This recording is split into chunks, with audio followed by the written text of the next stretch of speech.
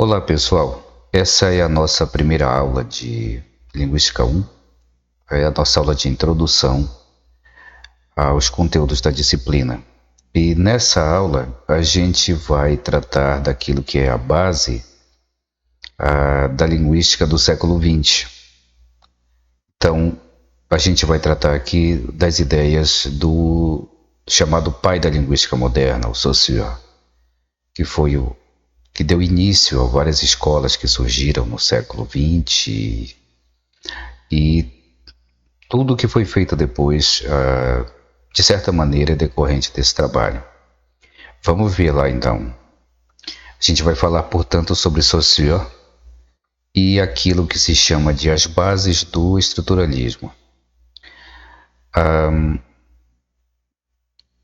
A gente tem por objetivo nessa aula definir os conceitos de signo, significante, significado, os tipos de signos, né? O ícone, o índice, o símbolo, as noções de língua, fala, sincronia, diacronia, sintagma, paradigma.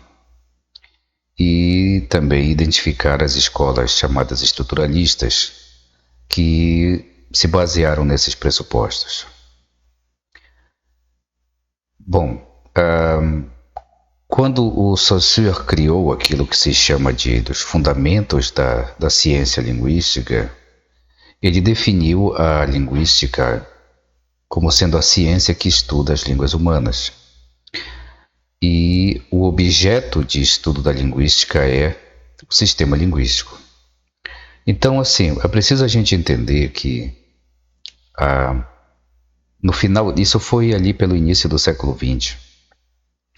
Final do século XIX para início do século XX, as ciências humanas elas vinham todas misturadas assim. Não tinha toda essa divisão que tem hoje, sabe, de psicologia, sociologia, linguística, antropologia. Não era assim. Na verdade, os intelectuais da época eles acabavam, ao mesmo tempo, a pessoa era botânico e se interessava por línguas, era filósofo e se interessava por línguas. Era esse tipo de coisa. Então, era tudo muito misturado, digamos assim. Aí o que aconteceu? No final do século XIX para início do século XX, as ciências começaram, as ciências humanas começaram cada uma a definir seus objetos de estudo. Começaram a se definir, cada uma enquanto ciência. E foi assim que aconteceu com a linguística. E o Saussure tem o papel fundamental de ter delimitado isso de determinada maneira. Então ele estabelece que o objeto da linguística é o estudo do sistema linguístico. Para isso ele precisa definir os conceitos. E o primeiro conceito que ele define é a noção de língua. O que é língua? A língua é um sistema abstrato que é constituída por um conjunto de signos. Daqui a pouco a gente vai ver qual é essa noção de signo. A língua pertence a todos e a ninguém especificamente. O indivíduo sozinho não pode nem criá-la, nem modificá-la. Então, o que isso quer dizer? A língua é um sistema abstrato e ela é o meio de comunicação. De acordo com Saussure, a função da língua é estabelecer a comunicação entre os membros de um grupo social. E ela é um sistema abstrato, tá? Ela está no cérebro de todos os indivíduos. Então, por que ele diz que o indivíduo sozinho não pode nem criar uma língua nem modificá-la? Porque é preciso um grupo, uma comunidade, é preciso um grupo de pessoas que dominem aquele sistema para que aquele sistema de comunicação exista. E é preciso a gente entender também que a língua, por ser um sistema abstrato, ela tem as regras do sistema linguístico e que uma pessoa, um pequeno grupo, não vai conseguir alterar isso, ainda que queira, porque existem regras da estrutura da língua, propriamente dita, que faz com que a gente aceite algumas coisas e passe a tratar como normal e não aceite outras coisas, sabe? Ah, por exemplo, a gente aceita que, em vez de dizer o pretérito mais que perfeito do indicativo, em vez de dizer eu chegara, a gente prefere dizer eu tinha chegado. E isso é algo que está no sistema linguístico que é permitido. Então acaba que todo mundo fala e ninguém se incomoda com isso, digamos assim, né? Ninguém estranha algo desse tipo. Outro exemplo é, recentemente as pessoas começaram a usar o verbo chipar em relação para fazer referência a alguns relacionamentos pessoais, né? E isso é recente. Esse vocábulo entrou e eu particularmente não sei exatamente o que isso significa. Eu sei que tem a ver com relacionamentos pessoais. E se você souber o que é, depois comenta aí nos comentários do vídeo, coloca aí o que é que quer dizer chipar para você, o que o verbo chipar significa. Eu sei que tem a ver com relacionamentos pessoais, tá? Com relações pessoais, mas não sei exatamente o que é. Então, assim, ele entrou recentemente e as pessoas começaram a usar. Você vê isso em tudo que é lugar. Vira e mexe aparece alguém usando esse termo. Ele é recente. As pessoas aceitaram, começaram a utilizar isso. Então, existe algo no sistema linguístico que permite que a gente aceite isso e comece a utilizar. E a gente recusa outras coisas. Quando alguém tenta entrar com determinados outros vocábulos, a gente recusa. Então, isso é um exemplo de que a língua ela é um sistema abstrato que pertence a todos. É preciso, não tem um grupo que determine o que é que vai acontecer. É algo que está no sistema linguístico. Por alguma razão, o sistema linguístico aceita. Tá? Então, é para entender essa noção de que a língua não pertence a uma pessoa, um indivíduo, um pequeno grupo, não consegue modificar a estrutura inteira de uma língua. Tá? E outra questão aqui é a língua nela não existem senão diferenças. O que isso quer dizer? Quer dizer que todas as estruturas de uma língua estão em oposição. Uma está em oposição à outra. Uma é a negação da outra. Então é assim, a língua é feita de diferenças. E é preciso entender isso, porque isso passa por vários aspectos de uma língua. Por exemplo, a gente tem diferenças de falas da região amazônica para a região centro-oeste, por exemplo. Que tem diferença de falas para a região nordeste, diferenças de fala para a região sudeste. E assim vai. A gente tem diferenças determinadas por questões sociais. Para começar a raciocinar esse negócio das diferenças aqui, você chama de senhor ou senhora para alguém para quem você tem uma certa relação de respeito. Devido ao cargo ou à idade, se chama alguém de senhor ou senhora.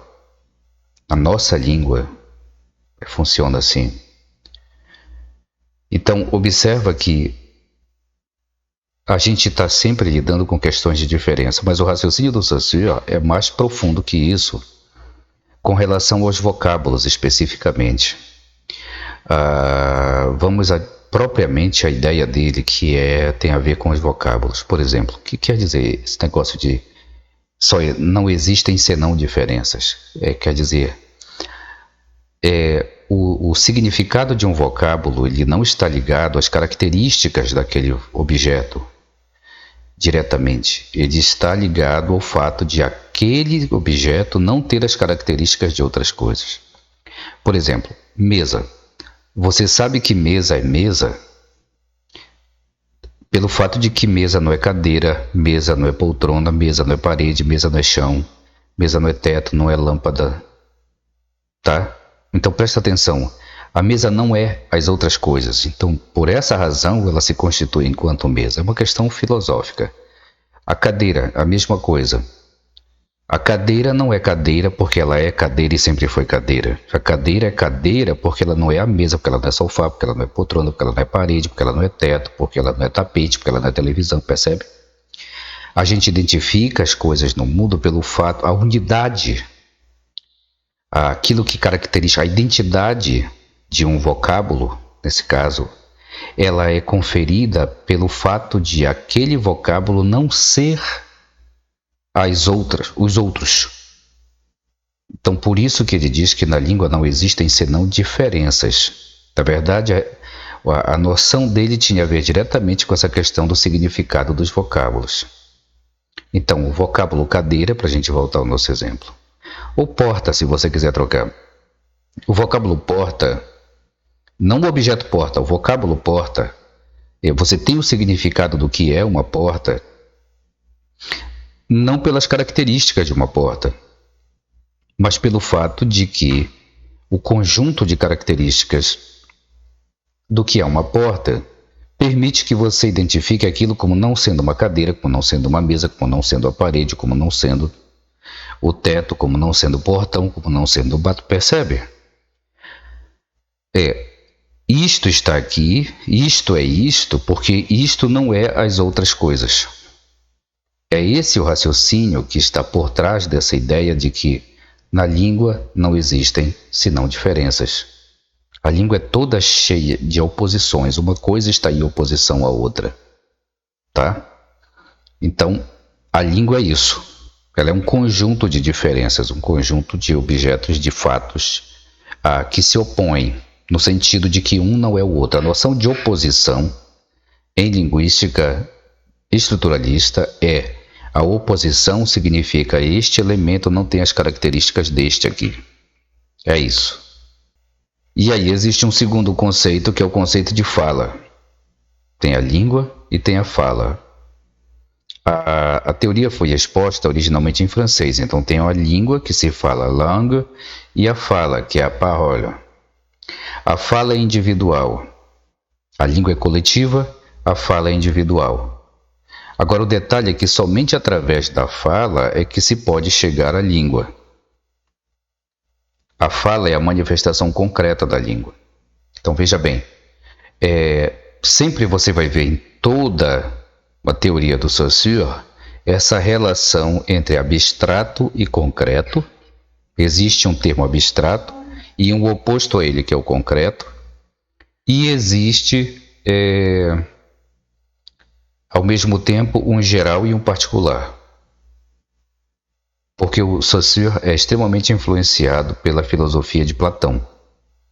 Então, essa relação entre abstrato e concreto vai sempre aparecer em todos os pressupostos dele aqui. Então, a fala é individual.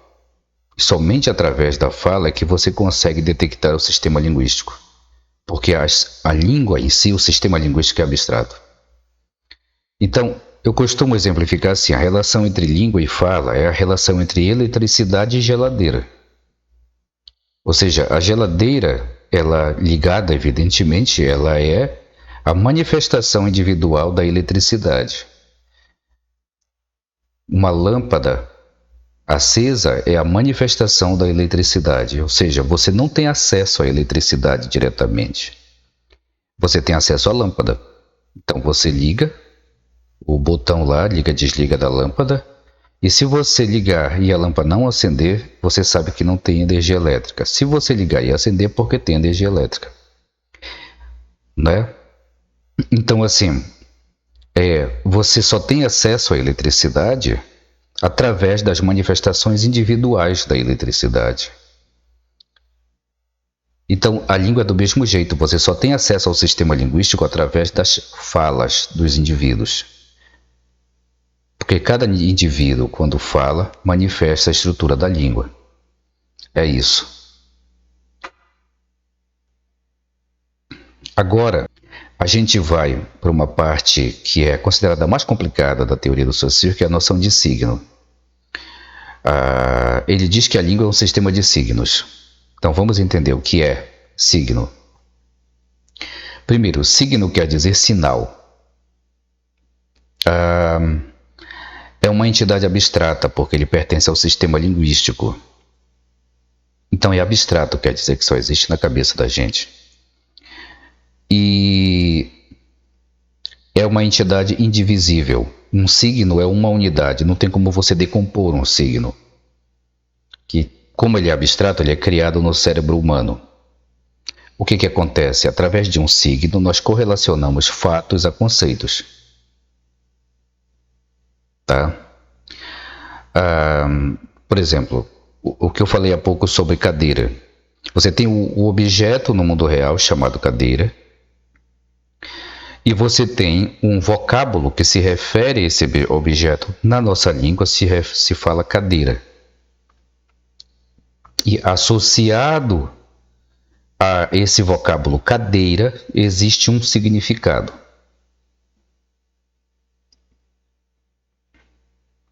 Então é isso.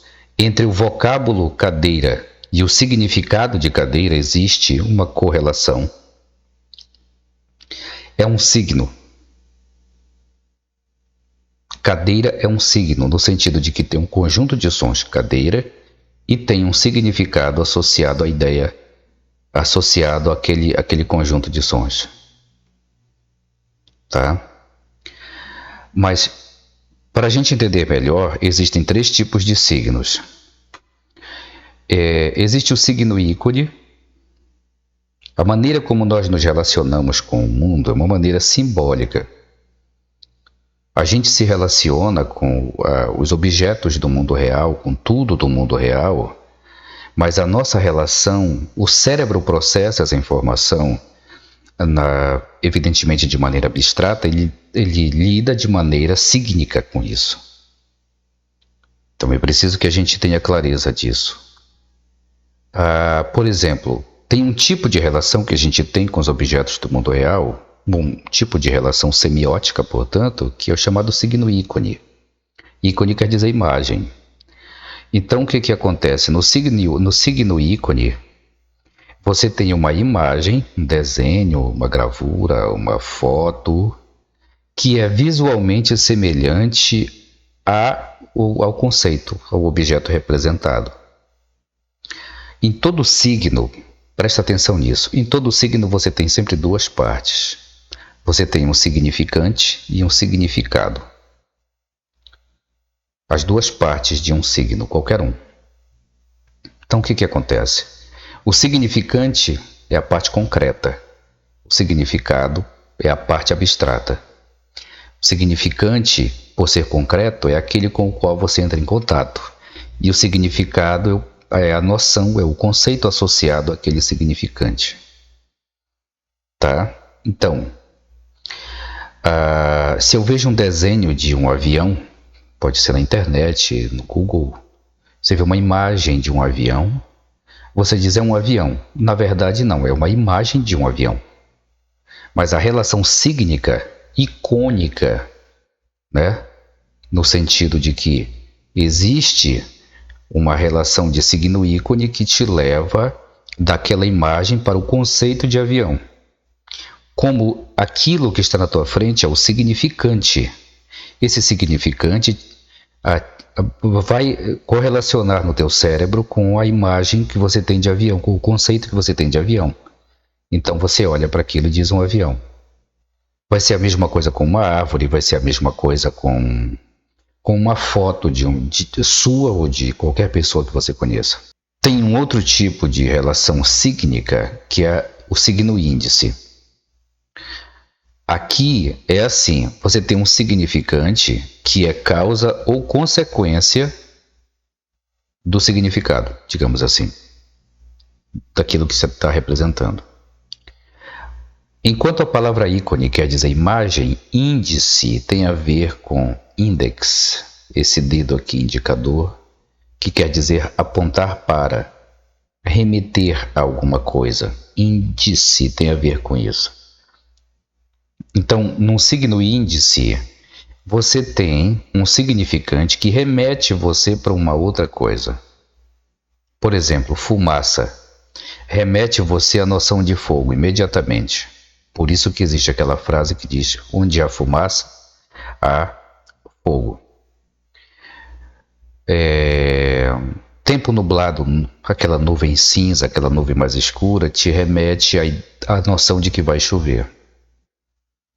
Então, isso é signo índice. Se você chegar numa praia e houver pegadas, isso te remete à ideia, à noção de que havia pessoas ali. Porque as pegadas estão ali. Então, essa é a relação sígnica do tipo signo índice. O significante ou é a causa ou é a consequência do significado daquilo que conduz.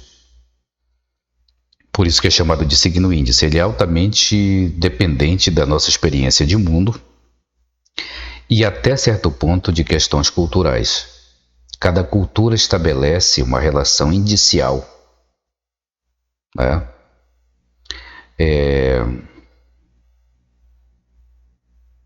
As pessoas acreditam aqui na nossa região que comer manga com febre faz mal, né? Então, você tem um significante que é comer manga com febre. E o resultado disso seria que aquilo você vai ter problemas de saúde por conta daquilo.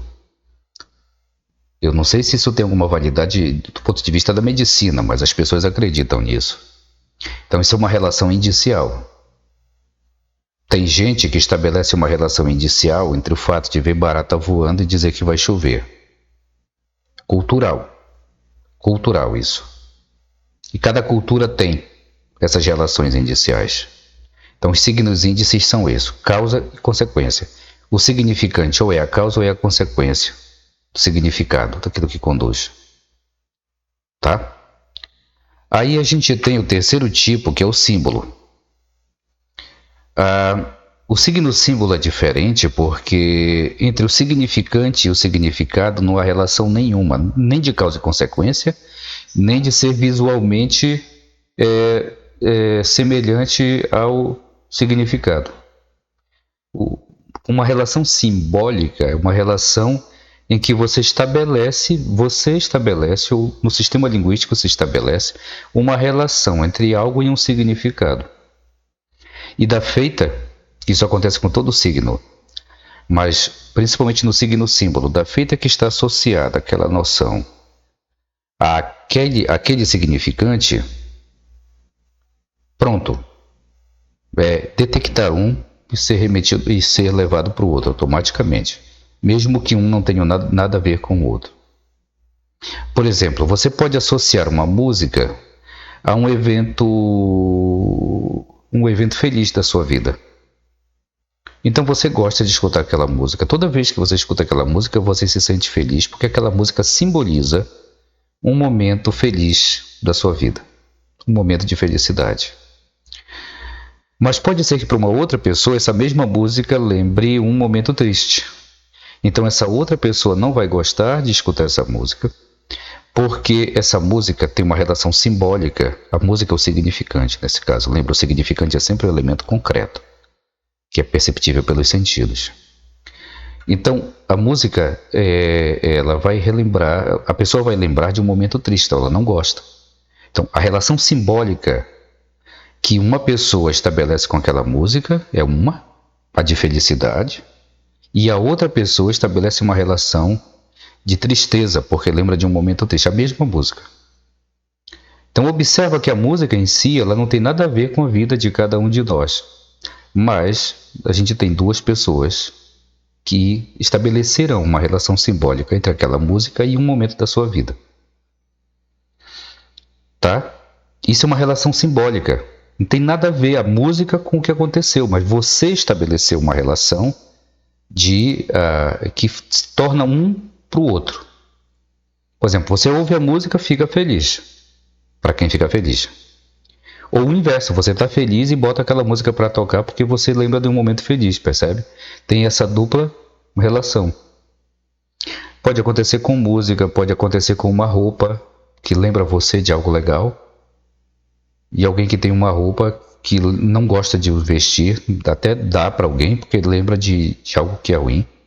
Pode ser com perfume, pode ser com o local da cidade, pelo qual você não gosta de passar, ou pelo qual você gosta de passar.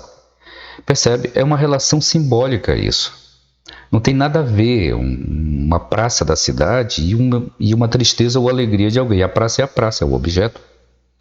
Mas algumas pessoas estabeleceram uma relação simbólica entre aquela praça e um evento da vida. Para que você entenda o que é uma relação simbólica, porque é isso que existe na estrutura linguística. Então, falemos sobre o signo linguístico, porque a gente precisa entender aquela parte de semiótica. O signo linguístico é um signo símbolo, porque a relação estabelecida entre o significante e o significado é convencional. E é isso que se chama a arbitrariedade do signo. O significante do signo linguístico é composto pelos fonemas, pela cadeia da fala. E, por essa razão, ele tem a característica da linearidade. Ou seja, o significante do signo linguístico se desenvolve na cadeia do tempo. Então, para a gente reforçar isso, por que o signo linguístico é um signo símbolo? Porque a relação que se estabelece entre o significante e o significado é convencional. Qual é o significante? É a cadeia da fala, são os fonemas. Vamos pegar um exemplo aqui. Casa. Você tem esse conjunto de fonemas. A, Z, A. Casa.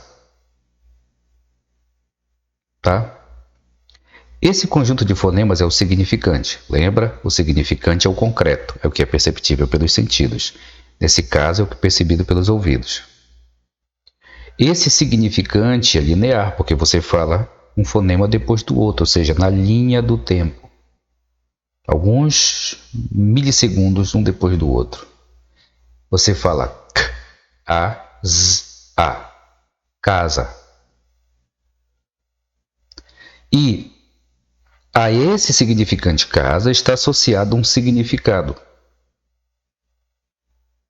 Então isso se torna um signo.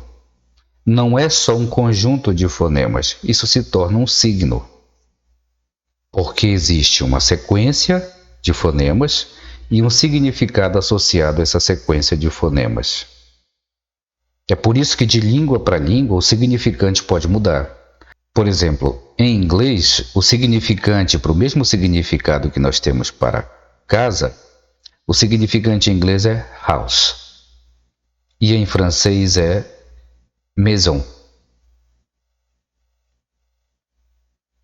E em latim era domus. Para o mesmo significado. Então, de língua para língua, você tem o mesmo significado, mas o significante muda.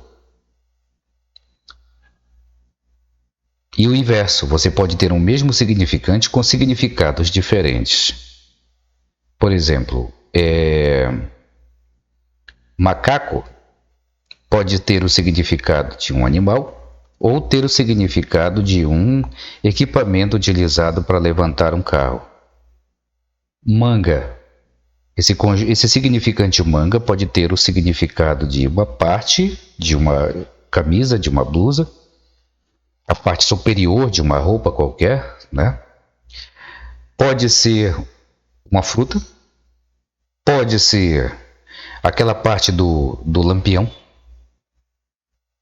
E me parece que em fazendas tem uma área do curral que é chamada manga também. Ou seja, você tem um mesmo significante e mais de um significado. E tem o inverso, dentro da mesma língua, para a gente continuar com exemplos dentro da mesma língua. Tem um significado com vários significantes. Por exemplo, você pode ter o significado um suco congelado em saquinhos cilíndricos. A gente chama aqui em Santarém de chopinho, mas tem cidade que chama de geladinho. Tem cidade que chama de sacolé. Tem cidade que chama de flau. Tem cidade que chama de minibom. Então observa que o significante vai mudando, mas o significado é o mesmo, tá? Então é por isso que se diz que essa relação entre significante e significado é convencional. É como se estabelecesse um consenso, uma convenção e um grupo que fala aquela língua que associa a um significante, associa um significado. É isso que é chamada arbitrariedade do signo, porque originalmente não existe razão para se associar aquele significado àquele significante. Não existe, tá? Agora, no caso do significante do signo linguístico, ele é linear. Por quê? Porque ele se desenvolve na cadeia do tempo, é diferente do significante de outro signo símbolo. Por exemplo, se você pegar uma logomarca, vamos supor a logomarca da Nike, porque a logomarca é um signo símbolo. Não tem nada a ver aquela logomarca com a empresa, mas o marketing faz com que a gente associe aquela logomarca àquela empresa. Então, é uma relação arbitrária que a empresa estabelece ali e passa a ser aquilo. Tá? Qual é a diferença? É que esse significante, ele está lá ou não está. Você não pode usar o significante da logomarca pela metade. Você não pode pegar a logomarca da Nike e desenhar só a metade dela, que ninguém vai deduzir que aquilo é a logomarca da Nike. Ou está inteiro ou não está. Você não pode pegar um sinal de trânsito, que é outra relação simbólica, é o sistema de sinais de trânsito. Você não pode pegar uma placa que significa siga e desenhar pela metade e deduzir que aquilo significa alguma coisa lá. Não, ou está inteiro ou não está o significante. Então, é um significante que ele ou está 100% ou ele não está. Ele não é linear. Agora, no caso do significante do signo linguístico, não, ele é linear, porque você vai falando um fonema depois do outro.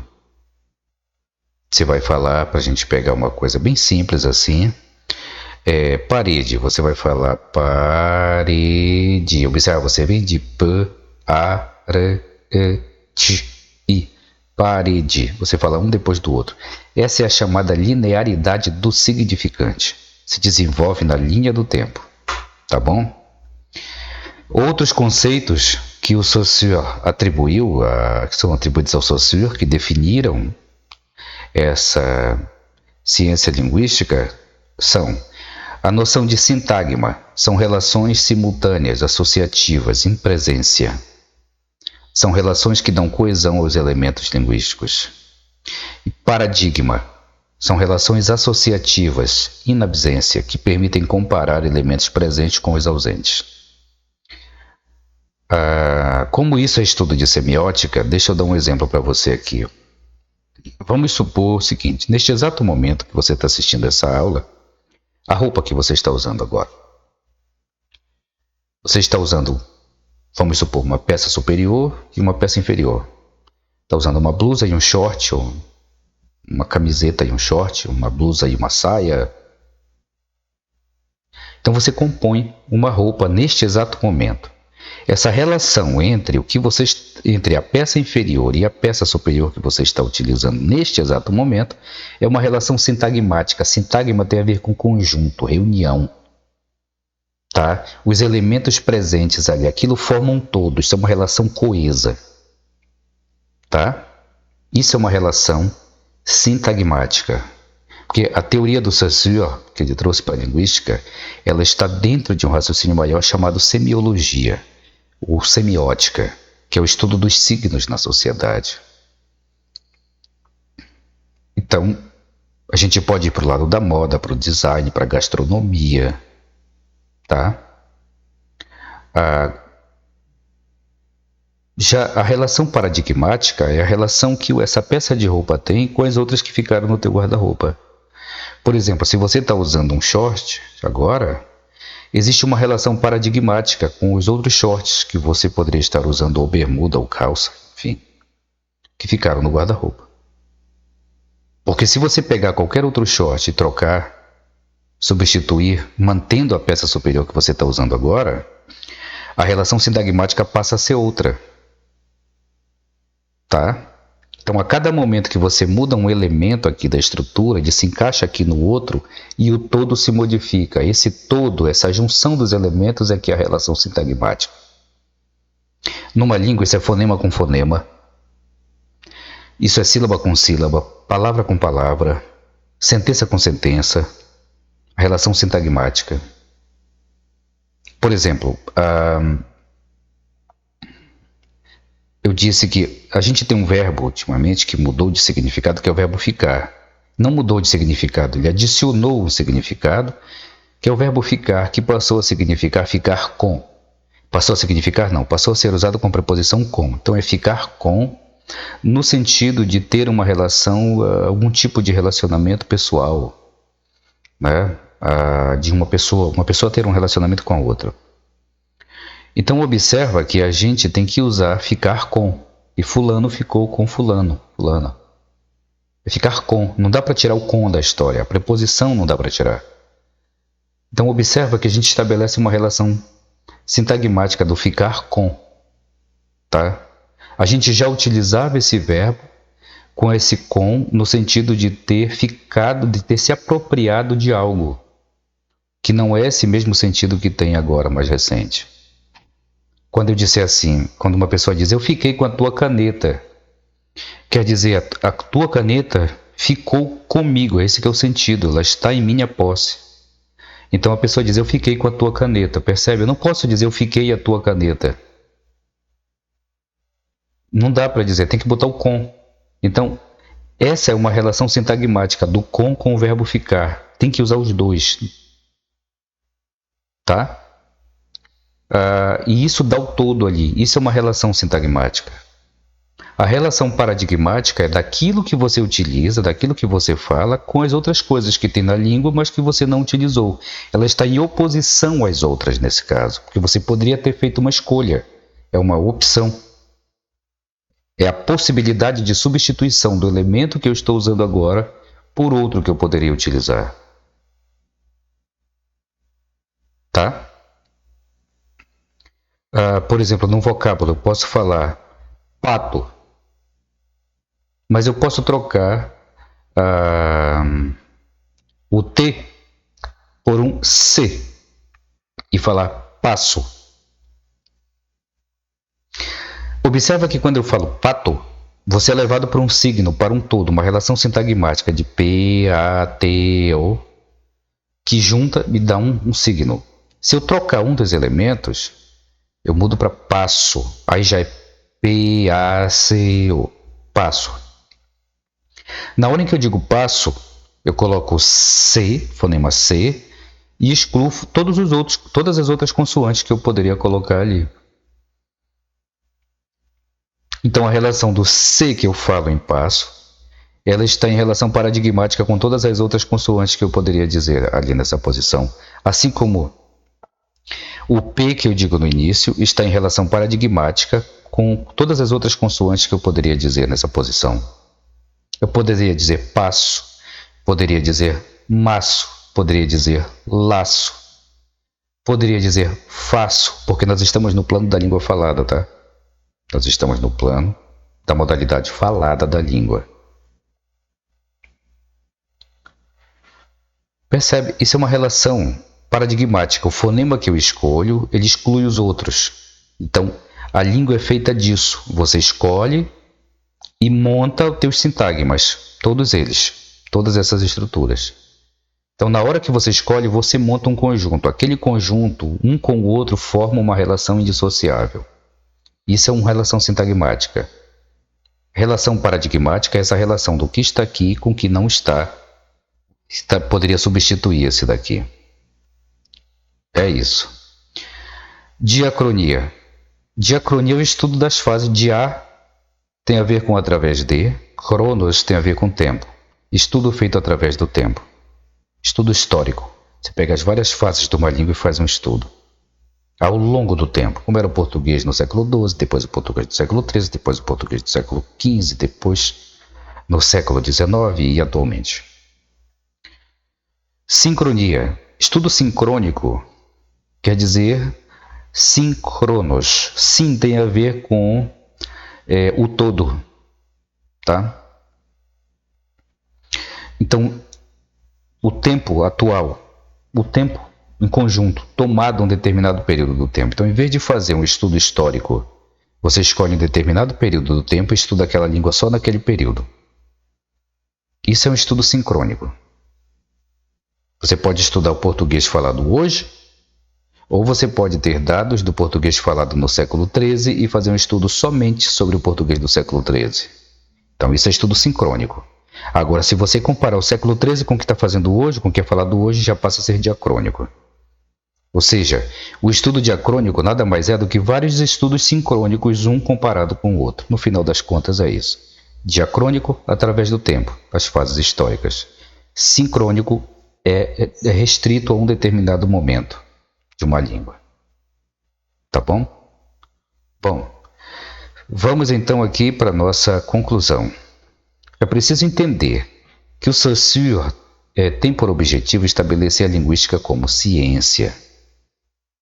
Era esse, lembra que eu disse no início, que no momento em que o Saussure surgiu na academia europeia e tudo mais, era início do século XX, todas as ciências humanas estavam cada uma delimitando o seu objeto de estudo.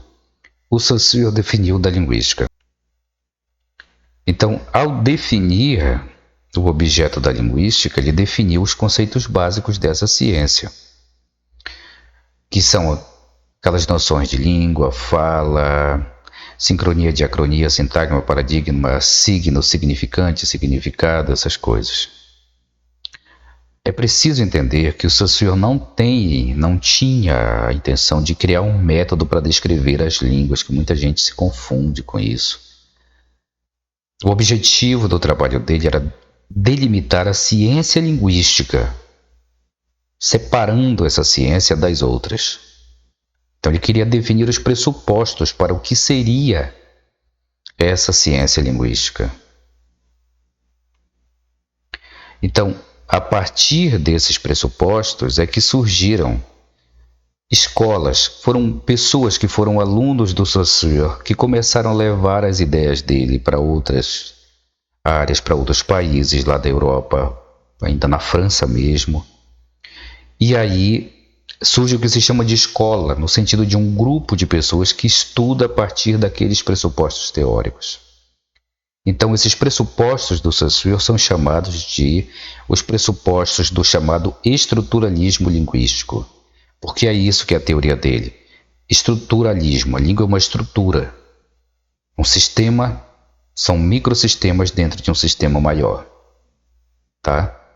Então, dessas escolas, desses grupos chamados de estruturalistas, eles procuraram aprofundar esses conceitos e aí sim eles procuraram apontar modelos para descrever as línguas, porque sentiram necessidade disso.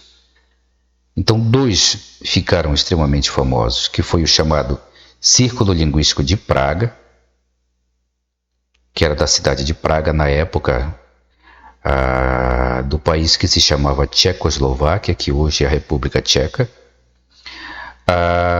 E essa escola, o chamado Círculo Linguístico de Praga, foi que veio criar aquilo que são as bases do que se chama hoje de funcionalismo linguístico, as funções da linguagem. E também surgiu a Escola de Copenhagen, na Dinamarca, e o maior expoente dessa era um linguista chamado Louis Hjelmslev. E o grupo dele, a escola deles lá, surgiu ali pela década de 20 para 30, 1920, 1930, foi chamada de glossemática, que fazia um estudo mais do ponto de vista textual. Isso para dar dois exemplos para vocês, de duas escolas que são chamadas escolas estruturalistas, que surgiram a partir dessas ideias do Saussure. Tá bom? Então, aqui a gente chega ao final da nossa aula sobre as ideias de Saussure e o lançamento dos pressupostos para aquilo que se chama de estruturalismo linguístico. Tá certo? Eu aguardo vocês na nossa próxima aula. Até mais.